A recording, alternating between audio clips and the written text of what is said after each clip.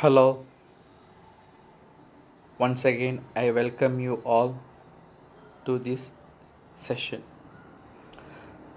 So, if you see, means in the previous session, we discussed about the philosophy and education, which is in our book, and the related one also I have given you as an attachment. You can download it and you can see it. Okay, so today's lesson, it starts from second paragraph. It starts from the question: how is philosophy related to education? So philosophy and education. Philosophy is acquiring the knowledge, okay, from various aspects, whereas education importing that acquired knowledge to other. Even though if these two look similar and they similar also, but in a few things it differs. How means philosophy in acquiring and education in uh, disporting. Okay, that is in giving knowledge to others. Okay, let me come to the point. Lesson: how is philosophy related to education? So we saw the difference between philosophy and education, and now here the question is that how it is related to education. And if you see in your downloaded page, means we can see education and philosophy, the two disciplines are very closely related, and in some areas the overlap each other. So if you see, means this philosophy and education, they are closely related, and more to that, if you see, means in some places, in something, okay, this overlap, how this overlap may philosophy may be come over this education, and sometimes education may come over this philosophy. I think I may be confusing this to you guys.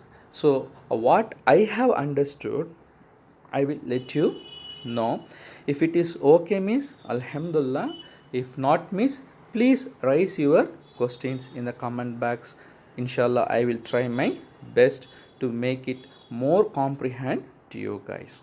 Okay, so what I have understood is that there are two words like dharma and karma. Yeah, so this dharma is the philosophy that I relate.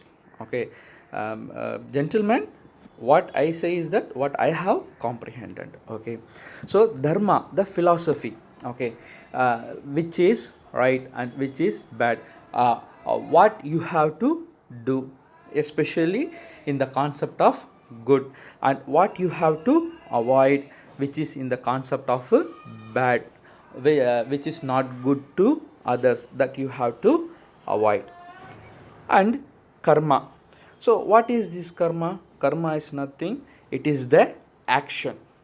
So what the action that we have got learned from philosophy. So philosophy I relate it to dharma, and education I relate it to karma.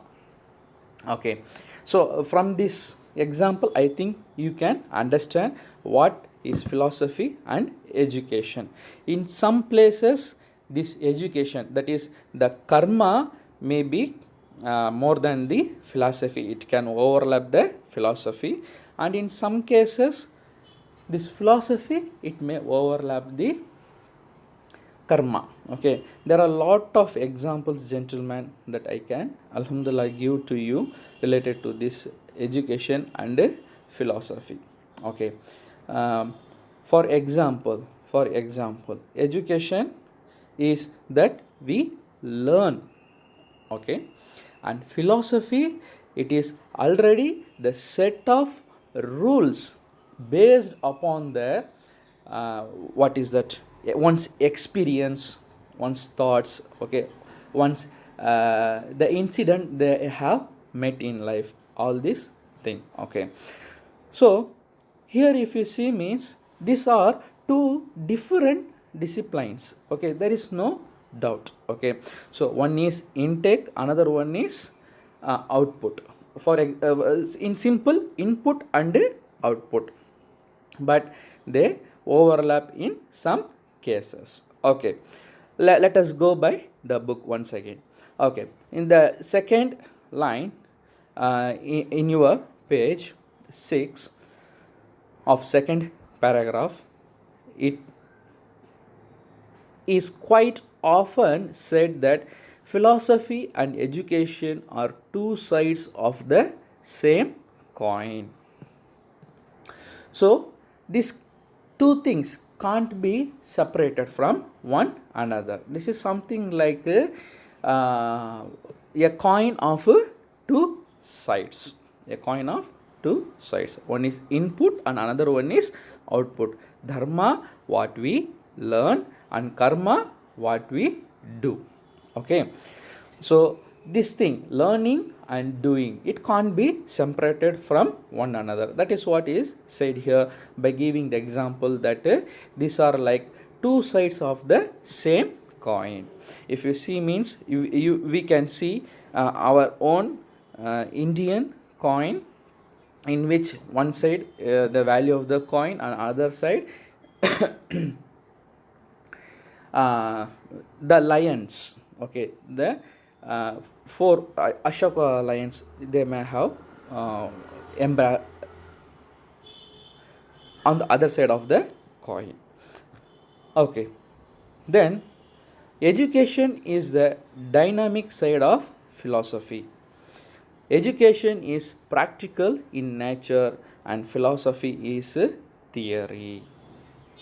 That's it, gentlemen. Okay, so here they say education is the dynamic side of philosophy.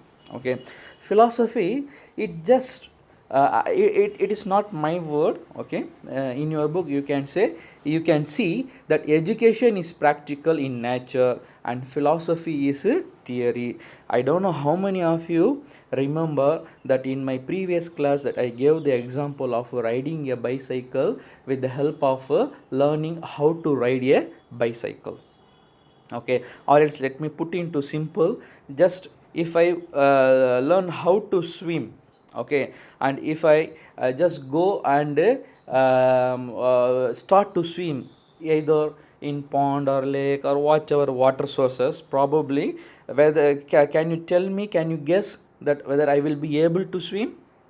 No, because I have got only the theory knowledge, no practical knowledge. Okay, so here just having the theory knowledge alone is not enough, but also we have to put that theory knowledge into practical. So how we can put this theory knowledge into practical? By educating. Okay, by educating and practicing, the one who gets educated what is philosophy. Okay, so philosophy and education, they are like the like in your book it has said that they are the two sides of the same coin. Yes, they are the two sides of the same coin. This can't be what is it, you can't separate these things from one another. They are interdependent or interlocked with one other. Okay, let me come to the point. As I told earlier, that dharma and karma, and that is what here he says that education is practical. For example, it is karma, and philosophy is theory. It is dharma. Okay, now I think you might have got the point exactly. Okay, if not, please raise your questions in the comment box. Okay, if you have understood means also alhamdulillah, you give your valuable suggestions and your comprehension. Okay, let me go to the next. That is the next paragraph. Understanding the four branches of a philosophy. So here the philosophy is divided into four. Okay, um, uh, I think probably there will be the philosophy based on the four branches. So let us see what are the four branches. The four main branches of philosophy help us in understanding the importance of philosophy as a teacher, educator, parent, or student. Yeah. So this philosophy importance, it tells us that how a teacher, okay, how a educator. So you can get confused between teacher and educator. Teacher means itself is a educator, okay, the synonym, okay. uh, so gentlemen, it is not necessary that all the educators who give you the lessons, okay, they are supposed to be teachers, okay. This is what here it means. I don't know how many of you have understood. For example, let me give myself as an example, okay. So I have got many lessons who are not teachers, who are not teachers, in the sense that life lessons. How I have got the life lessons, that many of them they have given me lessons. For example, I go to market to buy some vegetable, okay, to household. One person, he maybe may cheat me, okay, by giving the vegetable which is not good. At that time I will not I may not know whether it is good quality or not, but by coming to home, as my wife inspects it, I will come to know that the man that he has given to me, not as free by getting money, but he has given me the not good, okay, vegetable to me. So probably the vendor, yeah, the vegetable vendor, he has given me a lesson that I should not blindfoldly, I have to believe on him, okay. Not just the vegetable vendor, in general, in general, that I am not supposed to believe or put my trust in anyone, because everyone is interested in their own, okay. No one will be interested in me, so I have to take care of the interest of me, the good of me, okay. Okay, I think I am diverting you from the thing that teacher and educator. So the vegetable vendor here is not the teacher, he is the educator, okay. He is giving me education. What the education? About the knowledge of vegetable, that whether the vegetable is good or not, and also in some aspect I can say about people in general, okay. Yes, nowadays it is not like the days of my childhood, or my adolescent age, or my the college days. My college days, it means that when I learned in my college, okay. At that time we were what to say, very friendly, very all those things, but nowadays we can't find a person who are friendly, because of lot of things that it just goes on, and I don't want to discuss all those things here, and in no other podium, okay. So it is not necessary. So only this vegetable vendor alone is enough, I think so. Sorry for repeating so on, I am just using it as an filler, because this is a very new thing, and also I am a very sorry uh, greenhorn in using all this technology. So if you feel inconvenient, please bear with me, Inshallah, I will develop my best so that I can make you feel more comfortable, and I can try, not I can try, it is my job. Okay, I will what is that to say, I will work hard, okay, to make you comprehend in a very easy way. Okay, then parent. For this also, gentlemen, I would like to recall the previous posted session, that in that session I told you that as a parent I got educated something means I am supposed to educate it to my son. Yes. Okay, so each and every parent has got their roles to educate their kids, their children. Okay, so parents also as one of the branch of philosophy. Okay, many things are there which can be learned from our parents or from our ancestors. Okay, or the last point is a student. So how the student should be, yeah, now I recall one thing from this one. Once a student went to Socrates, yeah, a Greek philosopher, and he asked, sir, can you define uh, who is a student? Yeah, who is student? So Socrates, I think, not I think, I learned, sorry, I, what is it,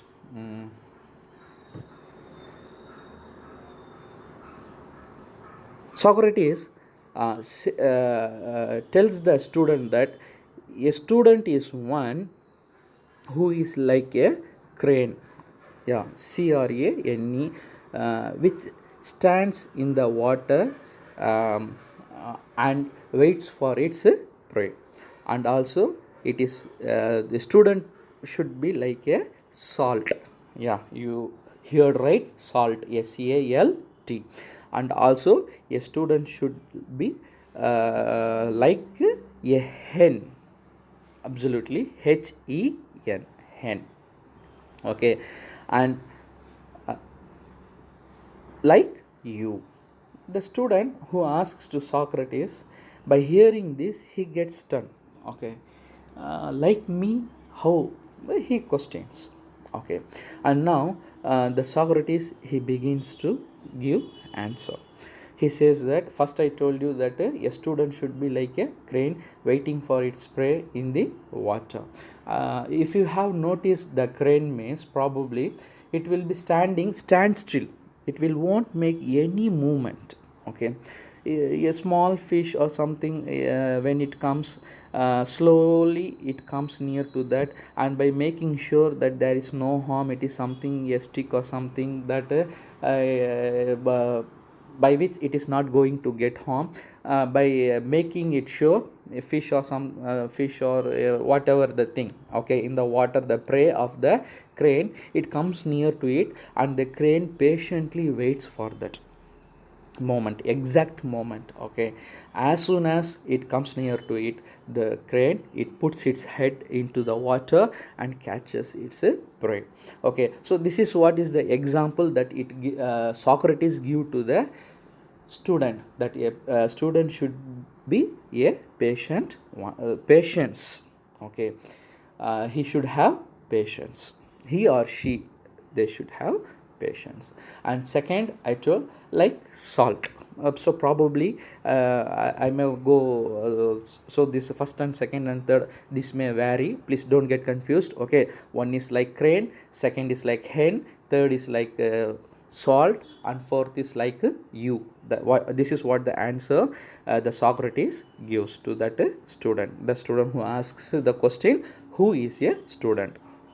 Okay, maybe in points I may go up and down. Okay, so salt, probably, gentlemen, uh, in our daily experience, okay, when we take food, we can see, sorry, we can taste the salt in our food, but can we see the food? Sorry, can we see the salt in the food?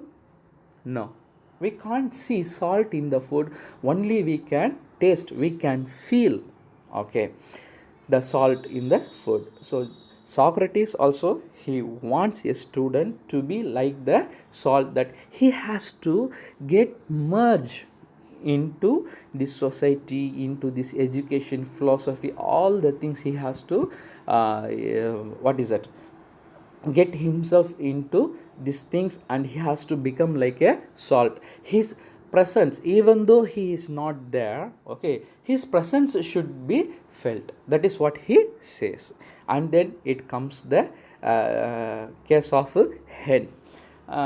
Probably if you have nowadays we go to butcher's house and we buy chicken and we come and cook and eat. In decades back, each and every house, I don't know about, probably not, it will be in cities, okay, in towns or in villages. Nowadays also you can see villages, they will what is it, breed these hens, okay, and they will leave these hens, and these hens, they will go and they pick what is the food, okay, and what is waste, they will won't pick it, that, okay. So here the Socrates, he wants to say that the student should be like a hen, that is, what is necessary, what is important, what is the food, that thing alone the student has to take it as, okay, and all the unnecessary things,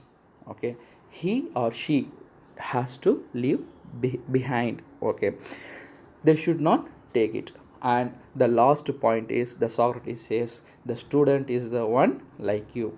And now what is the synonym? The Socrates here, he says that a student should be like you, means that in a simple, a student should arise questions. Yeah, he is the one who arise question, no? Sir, can you define who is student? And to him Socrates says that the fourth, the last point, student is like you. Yeah, the one who questions, okay, he is a student. That is what the Socrates says to him.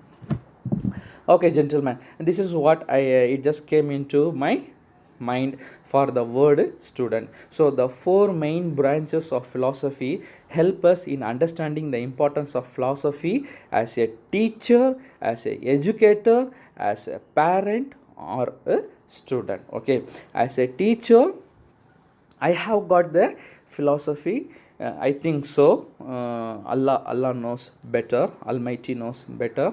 What the philosophy as a teacher, and as a educator, what as a educator. Okay, so in the sense that how I have to behave. So probably social philosophy it is there. Then as a parent, as myself, how I to be with my childrens, with my kids, okay, that is what is it, family philosophy, okay, and student. Last it comes a student. So it is not necessary that you alone is the student. I am to a student, because you can see earlier in this session I told I am learning new things, okay. So now in learning these things also as a student, okay, what are the things that I have to stick, okay, and what are the things that I have to what is it, leave it behind, okay. All these things are there that I have to adhere to these things. So probably, gentlemen, I think this is enough for today. Inshallah, in next session we will start from the from the word philosophy is derived from. Yeah, so if you want this page to see, means probably in the previous class I have give it as an attachment to you guys. You please download it, and by having it and you just listen this thing, inshallah I think it will be helpful for you guys.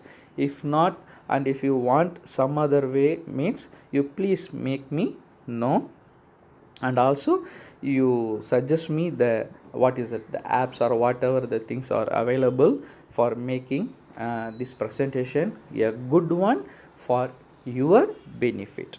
Okay, so inshallah I will try, not I will, I inshallah I take your words and I will implement and make sure that you comprehend, you understand. So the philosophy of teacher, yeah, I am coming to the point of teacher. Okay, is that my philosophy as a teacher is that my student should understand, he has to comprehend what actually it is said. Okay, it should not be a killing time. Okay, that is what is my philosophy. So if you get understood, well and good. Yeah, as a teacher my philosophy, it serves me. Okay, and my ambition and my motto is to serve you better. Okay, thank you gentlemen for your patience listening, and please keep in mind all the things that I have asked you and I have told you. Okay, thank you, see you, bye.